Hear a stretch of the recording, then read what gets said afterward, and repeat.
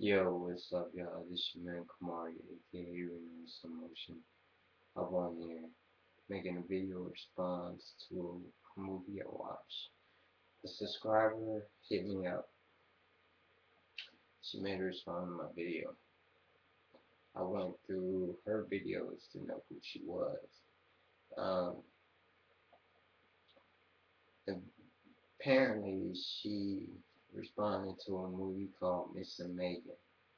And I would say if you are under 18, don't watch that movie at all. When you hit 18, watch the movie. If you're under 18, don't watch the movie at all. Um, One of my subscribers hit me up, and the movie that she had done a review or replied about was called Miss and Megan. And I'm doing my reply of what I thought about the movie Miss and Megan. Um, After watching Miss and Megan, I don't take life for granted at all. At all. Um, it made me be aware of meeting people offline. It made me scared of meeting people offline on real talk. Um, because it even got me drinking a beer just to respond to that movie. Miss and Megan kind of messed with me. Mess with me mentally, spiritually, physically, um, emotionally. I couldn't shake that movie at all. And usually movies, I can like scary movies, whatever. Funny movies, ha ha ha. Laugh it off, whatever.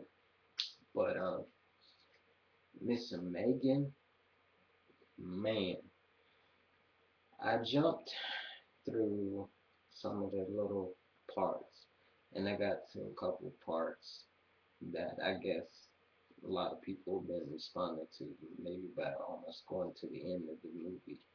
And I was shocked to see what happened. Um, it made me scared. It made me skeptical of people you meet offline, off the internet.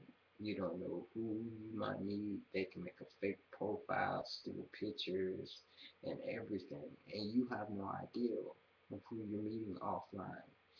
I mean, we sit up here, we get on Facebook, we say we single, we get on Download, say we single, we get on whatever these little websites and we claim to be single and people hit us up and they send their replies and all that, but we really don't know who they are.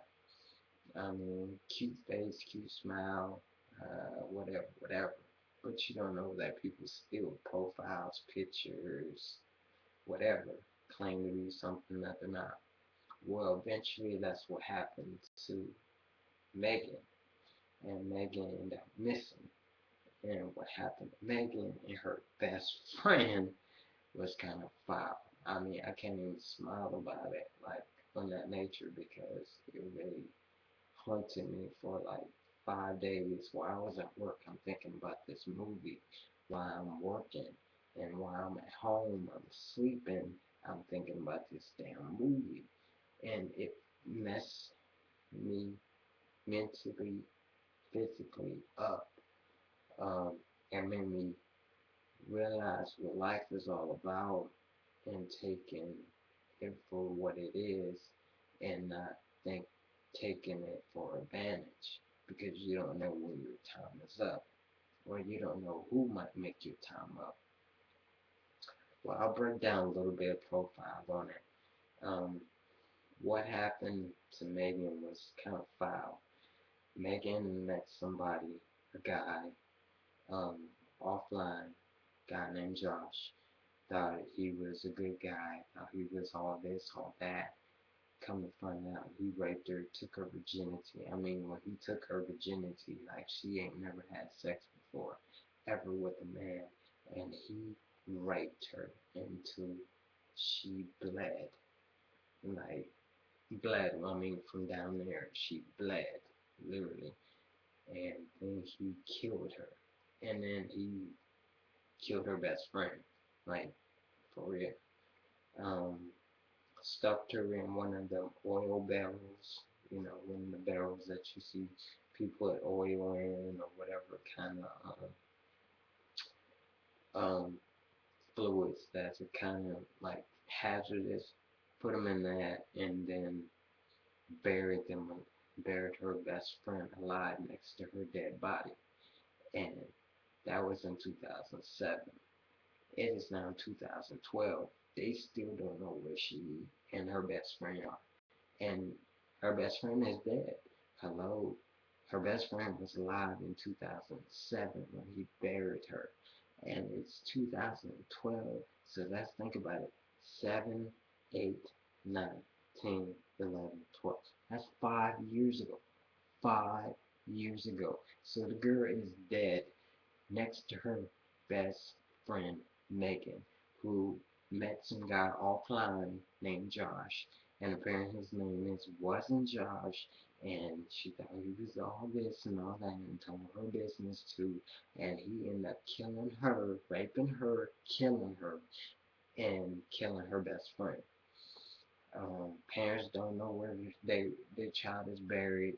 They don't know where Megan is buried, and all that. You know, my thing is to this, people, be aware of who you meet offline. Be skeptical of who you meet offline. Gay, straight, bisexual, queer, whatever lifestyle you are. Be aware of who you meet offline and give your acquaintance to, or yourself to, or your endurance to, or your spirit side to, because you don't know what they might do to you. You don't know if that might be your last day you're gonna see your family, be in your home, breathing, anything. And apparently, that was the last day that Megan got to breathe because when she met the guy, he kidnapped her and he held her hostage for a long time, tortured her, did stuff to her, and then he made a video recording off of her best friend's um, video recorder, and he ended up raping her and killing her. And then he kidnapped her best friend and killed her best friend by burying her in a barrel. The same barrel he killed Megan in. He buried them together live. Like your last days, you're alive. You're in this like oil barrel that has no holes in it.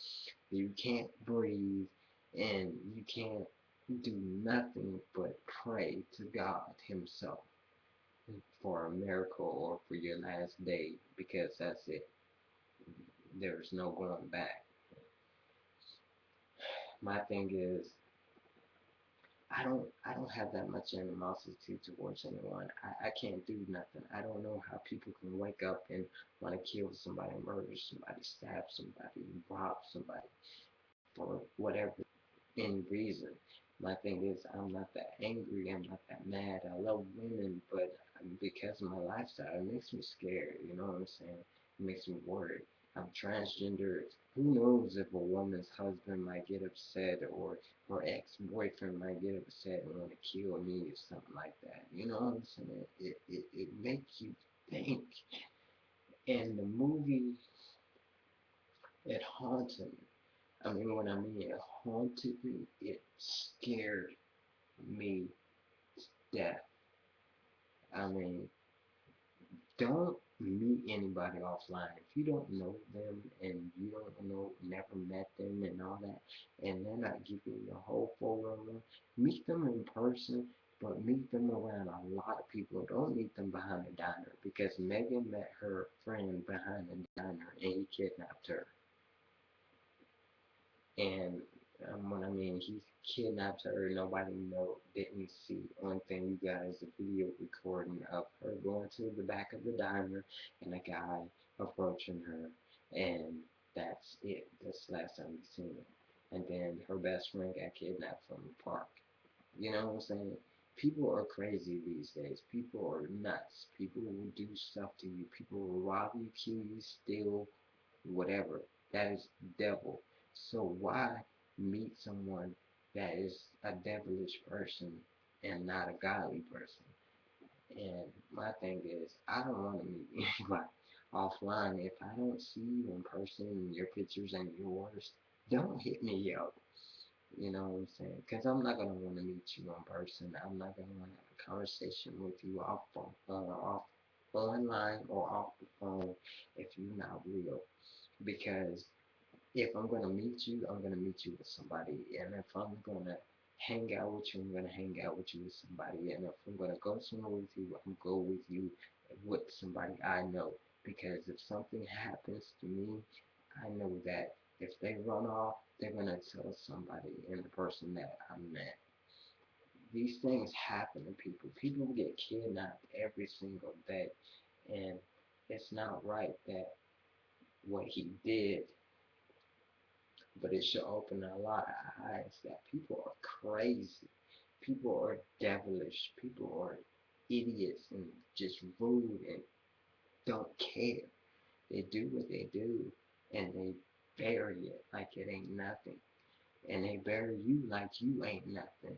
So respect who you are. If you care enough about yourself, then care enough to have somebody, thousands of people with you, three, four, five, six friends. Tell them where you're going. Tell them who you with. Tell them that where they stay. Tell them the email. Tell them something. That way, if something happens, they know how to find you. You know, and this happened to Megan and her best friend in 2007. It happened to Megan on January 24th, 2007. And it happened to a friend in February of 2007. So you think about it, you don't know who wants to meet you, who will hunt you, who will do whatever because of who you are. If they think you're a hoe, they're gonna try to treat you like a hoe and just abuse you and take advantage of you and then you be missing, you know? And it's not right that people do this, but that's something mentally fucked up in their head that they do that. And it screwed with me after I watched this movie. And when I tell you, when I watched this movie and it fucked with me for a long time, 2 weeks, I couldn't shake this movie off of myself. 2 weeks, I watched this movie and I couldn't shake it off. It really scared me. It scared me to know that my life is so precious. It means so much more than what people think of every day. You know, oh, you wake up, oh, you're in a pissed off mood. But these people, the way they died, it's a wake up call. If you're lonely, okay, be lonely. I'm sorry. Don't meet nobody offline if they not giving you a real picture, if you're not giving you a real profile, you're not giving you a number, address, and you ain't seen them with a couple of your friends in the mall and all that. Don't do that. Don't meet nobody offline by yourself. Don't ever do that. Downlink, MySpace, Facebook, Twitter, whatever. People do what anything. They manipulate you to think that you're the only one and they want to be with you and all that. And then guess what?